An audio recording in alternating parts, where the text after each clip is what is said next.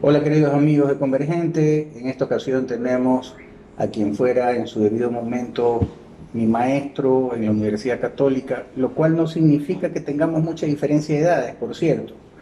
Un hombre de estirpe política, un verdadero caballero a carta cabal, entendido en temas internacionales, dirigió en algún momento la Escuela de Diplomacia también. Se trata del doctor Reinaldo Huerta. Querido Reinaldo, un verdadero placer tenerte aquí en Convergente. Muchísimas gracias. Y la familia de los amigos heredan las amistades, heredan los enemigos comunes, y sobre todo la lealtad de los Apolo y de los Huerta con los Apolo viene de varias generaciones, Claro, de donde que venir a tu programa o a tus inicios de este tipo de formato de convergencia es un orgullo, sin perjuicio de haber sido tu profesor, pero él sabe más que yo en muchas materias, entre esos el derecho laboral que lo practica y su condición humana de caballero de no solo la política, sino la sociedad ecuatoriana. gracias Reinaldo. En verdad, nuestra familia nos une desde hace muchísimo tiempo. El doctor Raúl Clemente Huerta, padre de Reinaldo, era muy amigo de mi padre. De hecho, mi padre trabajó en el estudio en sus inicios, trabajó en el estudio del doctor Raúl Clemente. Caballeros de la política ambos, liberales ambos. En fin, hay muchas razones por las cuales es un honor y un orgullo poder departir contigo esta mesa. Para entrar en materia directamente, los hechos de octubre, el octubre negro, 3 de octubre al 12 de octubre, toda esta revuelta, lo que en su debido momento Maduro manifestaba, Diosdado Cabello manifestaba que era una brisa bolivariana, socialista, esta explosión de lo que vendría a ser la primavera sudamericana. ¿Cuál es tu análisis al respecto? ¿Es una incursión de la izquierda socialista revolucionaria derrotada, intento de golpe de Estado para todas estas naciones, o simplemente un intento de recuperar el poder para cubrir las trafacías que cada uno de los gobiernos cometió? Yo creo que es la última opción, la más cercana a la apreciación que tengo de los sucesos de Quito en particular. Quizás el resto del país hubieron distintos líderes, distintas maneras de entender la rebelión por el problema del diésel, pero cuando en Quito tres ocasiones se va directamente al edificio de la Contraloría.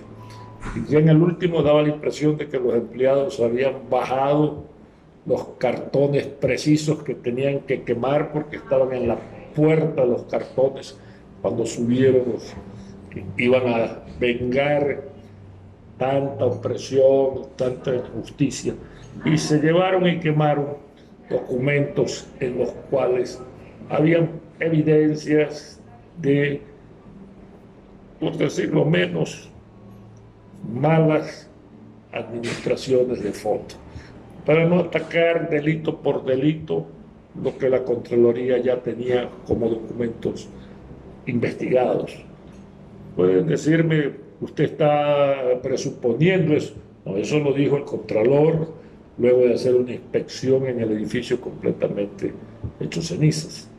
Y cuando eso ocurre en un país, los demás países dicen que raro, hay algo que tenían en eso. Hagamos historia.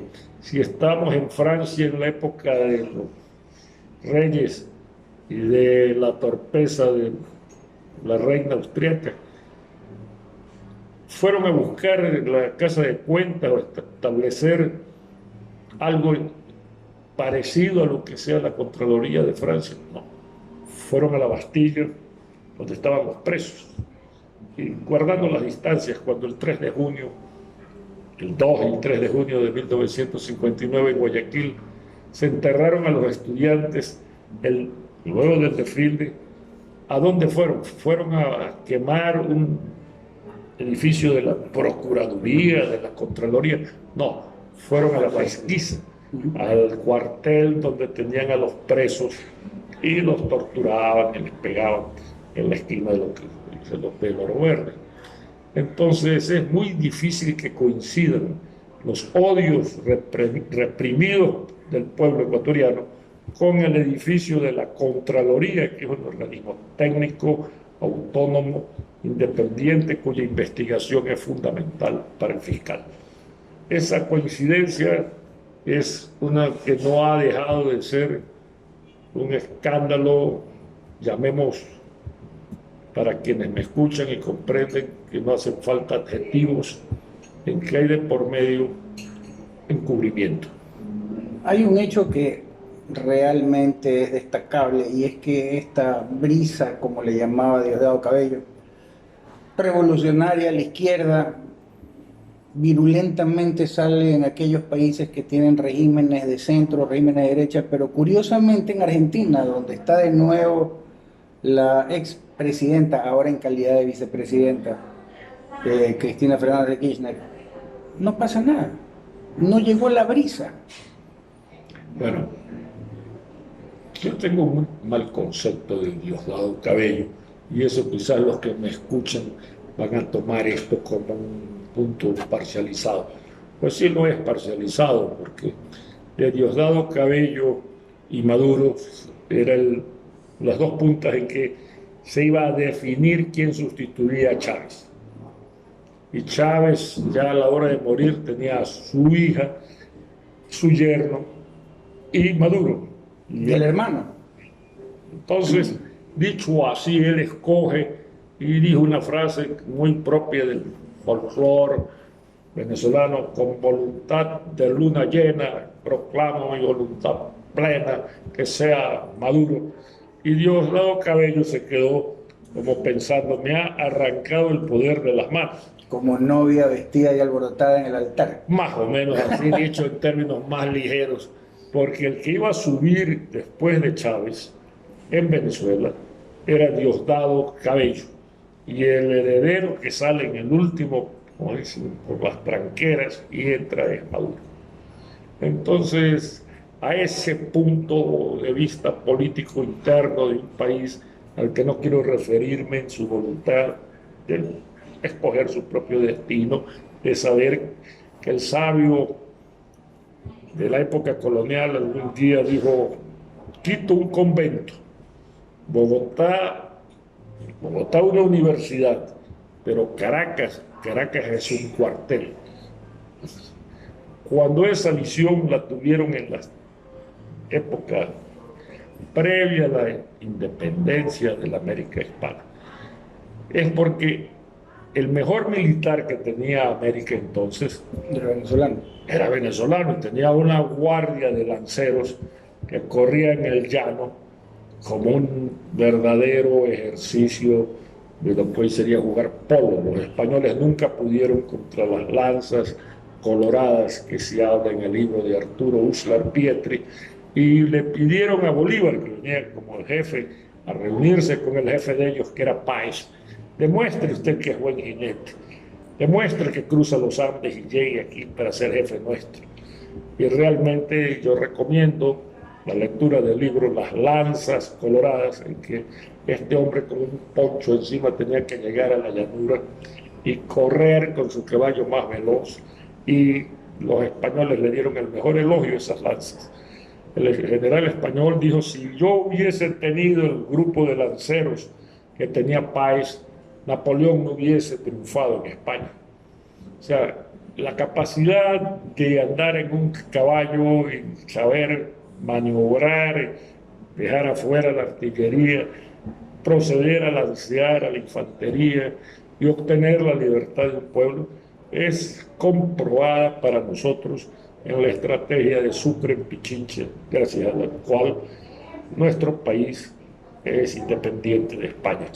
Ya que recorremos la historia y que mucho se habla de la multinacionalidad del Ecuador, o sea, la plurinacionalidad del Ecuador, que para mí realmente es una ficción, porque lo que tenemos es pluriculturalidad, hay varias culturas, no varias naciones. para tu criterio, Reinaldo? ¿Es real o es ficción aquello de la plurinacionalidad cuando tratamos el tema indígena? El indígena ha sido engañado. El primero de todos está en un monumento en el Capitolio en Washington.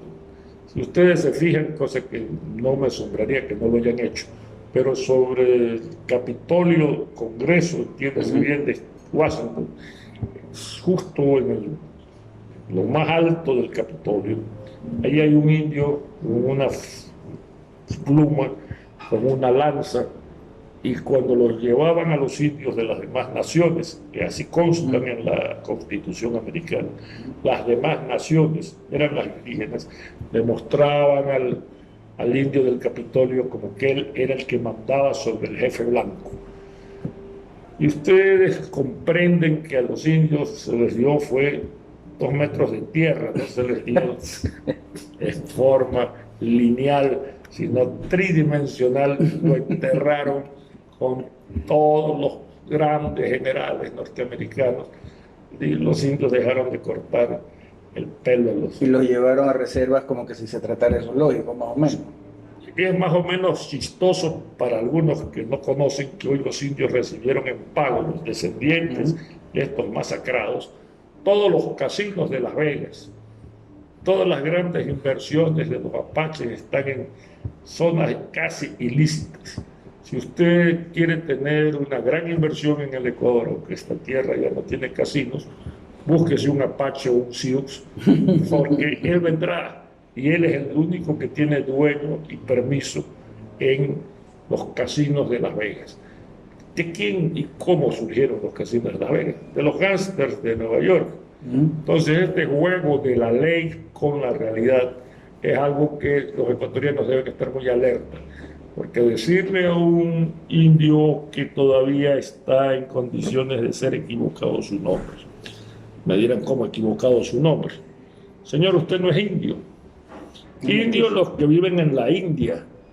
En la India iba Colón porque era el camino más corto para dar la vuelta a las Indias occidentales, para no caer en la ruta de la seda que ahora quieren abrir y los chinos. Y los asaltaban los árabes y los asaltaban para que no traigan seda, esto que estamos hoy, para que no traigan el fideo de China a Italia, Marco Polo, para que los comerciantes no puedan llegar a esto. Yo creo que cuando se abusa de la ignorancia, yo creo que cuando no se cumple con el deber constitucional, el derecho humano fundamental, que es la educación integral del ser humano, cuando no se invierte en el capital humano, se busca siempre un político que diga que es la gran nación de los sáchilas, cuando eran Abraham Calacasón, mi amigo, un indio colorado que soplaba el buen alcohol para quitarle las mala energía y la mala vibra. Malos espíritus a los guayaquileños y guayaquileñas que iban a buscar. Hablar en serio de eso va a ofender a mucha gente, pero lo peor de eso es que escogieron como bandera la bandera del arco iris, que es la de Pachacuti. Sí. ¿Quién es primero? Un dios incásico. Estaba el puesto militar. El indio Pachacuti, que inclusive viene del llano boliviano, inclusive. Bueno, ni siquiera es ecuatoriano. Esa bandera que ellos usan, La impuesta bufala. por alemanes, norteamericanos. Yo la vi en Washington, en el bicentenario de la independencia, así como va a ser aquí en Guayaquil, y era la bandera del arco iris, el Rainbow Coalition, que eran los distintos colores, pues lesbianas, homosexuales, negros, latinos. Es que le dije una vez a Macas, o sea, gran ministro, ingeniero agrónomo, educado en París, tú no tienes que ver nada ni con el primero, el segundo, el tercero y el cuarto sexo, que es lo que a esa época de Macas se proclamaba en Estados Unidos como la bandera del arco iris, y el primer candidato a la presidencia, el reverendo Jesse Jackson, que usaba esa bandera. ¿Por qué te la vienen a imponer en el Ecuador cuando aquí tienes la furia del gran cóndor que no lo tienen en Norteamérica ni en Europa? El que está encima de nuestra bandera, encima de nuestro escudo, el cóndor hoy en exterminio de los Andes. Reclama lo tuyo, no los colores italianos no sean buenos para Italia, pero el arco iris es bueno para todas las tendencias sexuales que hoy se conocen con las letras de un alfabeto infinito al cual tienen derecho los seres humanos al final de este milenio. Nosotros fuimos educados en una época en que los metían presos. Sí. Un inglés dijo, ojalá no nos toca ser tolerantes. Yo aspiro a estar muerto cuando eso sea obligatorio. Yo también aspiro lo mismo. Entonces ya hemos de brindar por la bandera del arco iris y los equivocados e ignorantes que la siguen.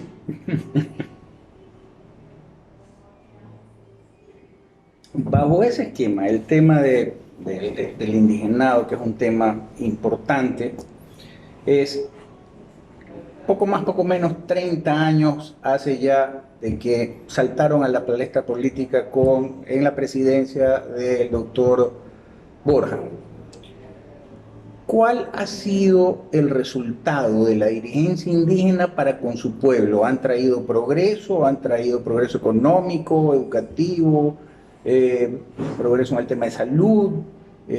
¿O simplemente han sido una réplica de la politiquería del hombre blanco con este esquema populista de ofrecer todo y cumplir nada y simplemente encaramarse dentro de esta figura de poder que podríamos denominar casi cargo para obtener no solamente réditos políticos, sino también réditos económicos, mientras el pueblo sigue pauperizado? Para tu opinión, ¿cuál ha sido en realidad el resultado de estos 30 años de dirigencia? Insisto que tendría una opinión parcial, que no pueden confiar en mí como profesor en esta opinión. Vino un encuentro, de casualidad, con Lourdes Tibán. Hicimos amistad con Lourdes Tibán por su manera tan picaresca de hablar y decir cosas con doble sentido. Pintoresca, además que una mujer muy inteligente y preparada. Me explicó cómo había llegado a la católica, cómo había tenido que cambiar sus costumbres, de ponerse peluca roja, minifalda, porque no la dejaban entrar a estudiar leyes. Pero de repente, en la mitad de la conversación, me dijo, ¿usted sabe cómo se llama mi marido? Entonces le dije, no, se llama Raúl Clemente Ilcucci. Entonces le dije yo, pues, qué bueno. Y yo siempre le pregunto, ¿no tendrían otro nombre que ponerte? El de tu hermano y el de tu papá. Entonces tú eres una bandida. Ponme el teléfono para hablar con él y explicarle que el gusto que me da que todavía recuerden en el Cotopaxi la campaña. Era una campaña feroz. A mi padre lo acusaban de ateo, de comunista, por haber proclamado en la laguna de San Pablo, justamente, a la cara heriética, severa de los otavaleños, que no son iguales a los de Cotopaxi, que por decirlo menos, yo los encontré en Nueva York vendiendo sus propias mercaderías y conversé con ellos y supe de su condición de administradores. Entonces le dije, ¿vienes a la Católica invitado a dar conferencia de amistad? Sí, si usted me lleva, te espero en el aeropuerto, te traigo. ¿Sabe quién era? Graduado en American University de Washington. La tesis de él, el libro sobre justicia indígena. Yo, con toda la maldad que tú me conoces, asiste para burlarme de todos estos sabios, puse a la mesa directiva a la derecha del Código Civil. Con lo cual, Raulito, con su sombrerito, un hombre pequeño, se movía dando explicación de su investigación. Terminó el profesor Manzano con mucho afecto. Yo le expliqué la razón de que yo había hecho esto para abrir la mente, para que mis estudiantes no crean que los indios son unos ignorantes. Y que peor, el que llevaba el nombre de mi padre, porque el señor que le puso el nombre era partidario de mi padre. Claro. Entonces le dije, no, aprendan a respetarse los ecuatorianos. Todo está bien, Raulito, le dijo Manzano, pero aquí no vas a venir a dar ningún ortigazo a nadie. Quédate con tus ortigas dándolas en la parte alta del Cotopaxi. Igual podría haber contestado Raúl algo para entrar en debate. Pero eso es más o menos, disculpa que te interrumpa, Sí. como aquello de Nebot de al páramo, poco más, poco Bueno, menos. se llevan bien Nebot y Manzano, pero en mi caso es otro. Yo entiendo que si él hubiese sido igual que la mente de Abraham, o sea, la razón, todavía la familia tiene mando en esa comuna o comunidad, él no te miraba de frente, te miraba al pecho, o sea, que al plexo era la mirada de Abraham. Pero cuando mi padre daba el discurso y dijo, en este pueblo yo tengo un amigo que lo conocí el año 48, que me pidió que el carretino le llegue al carretero, y se llama Abraham, y debe estar por aquí. Este Abraham, que era un hombre fornido, pero con una barriga muy grande, se levantó los ojos y se le iluminaron los rostros, los ojos al llanto, porque normalmente él no era llamado nunca Claro. por su nombre en una tribuna política, sino que era el brujo, el que soplaba el alcohol, el que ortigaba. El que ortigaba a los que no estaban. Y sin embargo, el achiote debía ser materia de exportación del barco que llega rumbo a Jordania, junto con el brócoli, junto con la cebolla blanca, junto con lo que se produce en esos páramos tan fértiles y tan dignos de que sean parte de la balanza de pagos del Ecuador. Y esos indios que los ven así, como te digo, que no son de la India, que son los prehistóricos, los panzaleos, los punaes, los que estuvieron allá más arriba de los monteños, los valdivias. Y digo yo, hoy con orgullo de estar aquí con esta copa de vino y esta señorita dejando mi rostro, que yo tengo la certeza que ellos algún día, sus hijos, van a superar estos prejuicios, van a llegar a ejercer las profesiones que da la católica o cualquier otra universidad. Y por cierto, ya son hoy los mejores comerciantes de Guayaquil. Si coges a una mujercita de Colta con sus buenas chambritas, no hablan el idioma, pero Chalquián, que era un hombre que tenía un frigorífico frente al Estadio Modelo. ¿Sabes de dónde traían las manzanas? De Chile. Las manzanas de Chile las repartían con las indiecitas nuestras, de Colta. ¿Y por qué? Porque Colta ya no podía hacer cajitas, porque ahora es plástico. Claro. Y entonces venían y las colocaban sin hablar el idioma, pero les daban Kushi. No, les daban un globito, con el globito de agua, las manzanas rojas brillaban. Ellas cada cierto tiempo, te hablo de los años 50, que se mantuvieron hasta hace poco, brillaban las manzanas de Chaliquián, no eran siquiera del Ecuador, eran rojas chilenas de pésima calidad porque las nuestras verdes, las manzanas Emilia, las trajo Emilio Terán desde Francia. Debe ser pariente mío. No lo dudo. Gran coronel de Alfaro, además que conozco que tu familia fue de Alfaro. Claro, mi abuelo fue capitán de la Guardia. Peleó por Alfaro. Entonces, ese tipo de transformaciones, los indios bajaron del Chimborazo, querían ver al indio Alfaro. Cuando se dieron cuenta que Alfaro no era sino hijo de español, con barba, entonces se sintieron decepcionados. Pero Alfaro los nombró: a usted, capitán Sáez, a usted, coronel Guamán, ustedes atacan Gatazo, pero por los cerros, derrotan a Lizarzaburo con esta maniobra estratégica, y Sarastis, de retorno a Riobamba, derrotado, iba escoltado por los indios de Sáez y de Guzmán con ponchos rojos. Y el pupo descubierto. Esa es mi patria. No es la división de una sola manera de entender el mundo. Blanco o negro, fanatismo fundamentalista, capaces de matarse con 10 dinamitas juntas aquí, un musulmán. No. Pueblo nuestro hizo con la arcilla frente al mar en Valdivia 5.000 años antes de Cristo a su mujer. Las Venus Valdivias son delicadas, son estilizadas. Con la uña le fue haciendo los pelos de los órganos genitales. y las entregaba como una muñeca. Además que grandes comerciantes, hasta en México hay historia en el tema de que la concha espondylus La esponja. la llevaban hasta México, que era una manera de comerciar como La moneda. moneda. Claro. Ahora, si todo eso yo lo junto en mi cerebro un poco confundido por tantas cosas que uno lee y vuelve a leer, no para de leer como Galeote pegado al remo, lo vuelves a hacer leer hasta que muere ahí en el remo. Sin embargo, no me cambian los sentimientos. Mi memoria se acaba en términos racionales, en términos afectivos. La imagen de los indios que yo conocí en las campañas de mi padre no eran los indios agresivos de la plaza de, Del arbolito. del arbolito. No, eran los indios que me llevaban la noticia de que ya están por Balsapamba subiendo, que ya viene la caravana. Y ese país es el nuestro.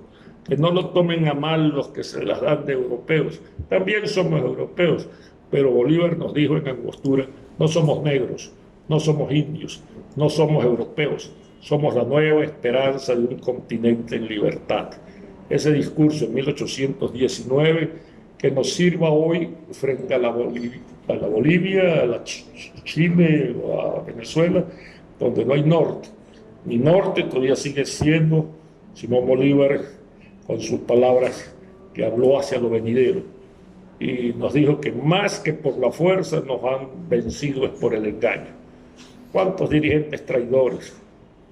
¿Cuántas promesas falsas? ¿Cuántos que no llegaron nunca al triunfo porque nunca supieron mentir? Y entre esos están tus antepasados y los míos. Y creo que yo no he participado en política precisamente por no querer entender y leer entre líneas las letras chiquitas. No querer entrar con la droga cuando la droga es la que financia la campaña. No querer vender el alma antes de tiempo cuando todavía Dios no me la ha quitado. O sea, que siga siendo pesada el corazón del abogado. Sí, dice, si entra un ascensor, lo más pesado, la conciencia del abogado. Allí bromeando, porque de lo contrario esto también es parte del ser humano. Los animales no se ríen, y peor de sí mismos. Las hienas muestran los dientes, pero nunca se ríen. El ser humano tiene a Dios adentro, no arriba, debe tenerse uno hacia adentro. Ahí está el creador. Y si uno conversa con él. Hablando del ser humano, la CIDH, Comisión Interamericana de Derechos Humanos, ha desnaturalizado la razón de ser para la que fue creada, se ha convertido en una secretaría o agencia de la nueva izquierda revolucionaria, porque las últimas actuaciones de la CIDH en el Ecuador, el que haya venido la expresidenta Bachelet, evidentemente de línea izquierda, reconocido y electa por aquello, venir a juzgar actos que fueron convocados y desafueros que fueron realizados, infiltrados o no, por gente de izquierda. Hacer un informe preliminar que poco más y poco menos pone como víctimas a los victimarios y no tiene sentido. Y lo mismo que está pasando ahora con el tema de la prefecta Pavón y el ex asambleísta, se desvió del rumbo. ¿Podemos salirnos de la CIDH? Si nos salimos, ¿cuáles son las consecuencias? O si nos convendría salirnos de esto, porque al fin y al cabo resulta que para mi criterio están influenciados por los petrodólares aún de Venezuela, ¿no? Claro. Mire, el enemigo del Quijote aparentemente era un molino, pero él creía que eran unos gigantes. Y ella le embistió con Rocinante a las astas de un molino. Era como que soñaba encontrarse con un monstruo, cuando en realidad era un molino lento de viento de España. Darle importancia a la Bachelet, perdóname que la trate así del apellido, hija de un hombre heroico, valiente, el general Bachelet, pero la señora no tiene ni las pisadas del padre, y lo que ha logrado y seguirán logrando los miembros de la burocracia internacional dorada Es un cierto afán de figuración donde no haya ventajas reales y positivas, comenzando por su propio pueblo, que está ahí peleando al borde del casquete antártico y que debe merecer agua potable, alcantarillado, mejores escuelas, condiciones propias de los indígenas, esto sí, realmente innegables que tiene Chile al final. Los mapuches. De los terribles mapuches. Esa es la raza de Caupolicán Y Lautaro. y de Lautaro. Esa es la gente la que debe defender esta señora de apellido francés. Yo estoy seguro que no tengo contra ella nada, ni la conozco, ni sé, pero sí creo que defiende su cargo. Y que habrá otra que ya quiere quitárselo. Y cambiarán en la diplomacia internacional dorada grandes sueldos, grandes consultorías, grandes movimientos de lujo a la hora de llegar a los mejores hoteles. De cumbre en cumbre y de abismo en abismo. No creo que van a ninguna parte, ni sus sanciones, ni las que quieran acabar con ella. Los tiempos cambian, tengamos un poco más de paciencia de nuestros ancestros, no creamos que todo ha sido igual. Si usted ve a los aborígenes de hoy, muchas veces están en condiciones de manejar computadoras, de crear nuevas innovaciones en el arte textil, de combinar colores que antes no los conocíamos con sus propias materias primas. Y yo diría lo mejor, es ser humildes en el amor. Y todavía no hemos llegado al asesinato de las indígenas, sino solo en la Amazonía, donde con lanzas... Y eso es un tema étnico, básicamente. Pero absolutamente primitivo. Lanzas de madera, De chonta. las más fuertes, las más fibrosas. A una anciana le caen 16 lanzas en una danza de venganza entre dos. Ni siquiera tribus, esas clanes, dos familias. Creer que yo voy a, como profesor de Derecho, de Filosofía de Derecho, a juzgar a esa señora por la forma en que fue victimada, haga lo que haya hecho. Y peor a los que saltaban desnudos alrededor de ella. Usted me va a evitar, pero al buen lector pocas palabras. No es lo mismo el grupo que está en el Polo Norte, que dice que no le da cáncer, que solo come salmón como los osos, a el grupo humano que hoy dirige los casinos de Las Vegas, que son descendientes de los Zeus y de los Apaches. Créanme que el tiempo puede pasar, yo feliz, pero parece que ya nos hacen señas de que dejemos de hablar de indios y que todo ha terminado. Indio mayor, el nuestro, Guaraca Duchicela, la expresión de los guayaquileños antiguos, abracémonos Guaraca, todos somos Duchicela. Muy bien, brindemos por eso, mi estimado Reinaldo. Gracias. Amigos, ha sido un verdadero honor tenerlo aquí al doctor Reinaldo Huerta. Como se habrán dado cuenta, uno nunca deja de aprender con él. Hemos hecho un recorrido histórico por los diversos momentos que ha vivido la patria ecuatoriana. Yo sí quisiera hacer un llamado al tema de la reflexión. Recordemos que cuando la patria estuvo en peligro en aquella guerra no declarada, en la de Tigüinza, grandes héroes reconocidos como nacionalidad ecuatoriana pelearon en la selva, los famosos ibias. No habían este tipo de distorsiones y este tipo de revanchismos, ni odios, ni separaciones. Ese sería mi mensaje final, no sin antes agradecer a La Tarantela, un rinconcito de Italia en Guayaquil, ubicado en la Aventura Plaza, Avenida Las Monjas, Julio Rosemena. Agradecer a su propietario Mario Serratore, esta que se ha convertido en nuestra casa. Muchas gracias. No dejo de cerrar sin haber mencionado a Mario y este sitio que ya no estaba contratado para esta propaganda y cuña comercial. Vengan todos a Tarantela. Gracias.